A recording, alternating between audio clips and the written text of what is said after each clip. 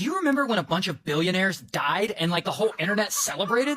Well, it all starts with this guy. His name's Stockton. And Stockton is a pilot and an engineer, but what he really wants to do is explore the universe, like Captain Kirk on Star Trek. But one day in 2004, when he's 42 years old, he decides to do just that. Except he's gonna start specifically underwater. And so he starts renting private submarines to travel down into the deep. And he is shocked at how few submarine rentals there are out there. And so after a little research, he starts thinking, hey, I'll build a private submarine myself and I'll let people rent it from me. So in 2009, that's what he does. Stockton starts his own company, OceanGate. Hi, my name is Stockton Rush. I'm the CEO and founder of OceanGate. Then in 2016, he and OceanGate start taking tourists in a small submarine to tour underwater ruins from this Italian shipwreck. That's pretty cool. But that's apparently not enough for Stockton. He's thinking bigger. He wants to take tourists down to a destination that's really hard to get to. A destination that's going to get his company a lot of buzz and attention. That destination, the wreckage of the Titanic.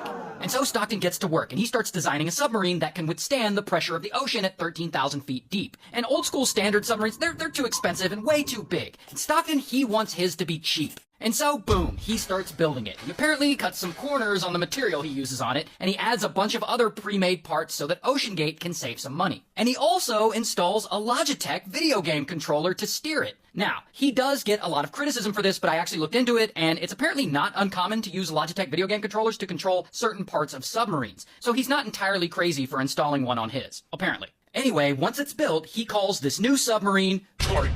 And it ends up being about the size of an SUV. And so Stockton tests the Titan without anyone inside to see if it can withstand the pressure, and actually, it holds up. And so it looks like his dreams are gonna come true. He's actually gonna get to explore the ruins of the Titanic.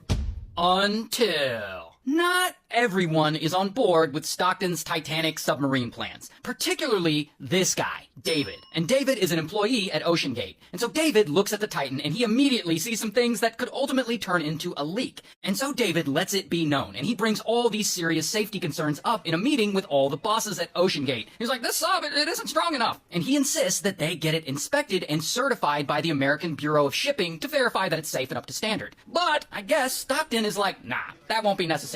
Because he feels that most accidents are caused by mistakes made by the operator, not by the equipment. And so getting extra inspections won't really matter. And then, boom, they immediately fire David and they give him 10 minutes to clear out his desk, and then they escort him out of the building. I guess they really did not like being questioned. Regardless, now that no one is poking holes in this business plan, Stockton can move forward with testing the Titan with an actual human inside. And of course, he insists on taking it down first, by himself. And so he takes the Titan down, and everything seems to be going fine. But then, once the Titan is around 10,000 feet down, suddenly, bam, it loses all communication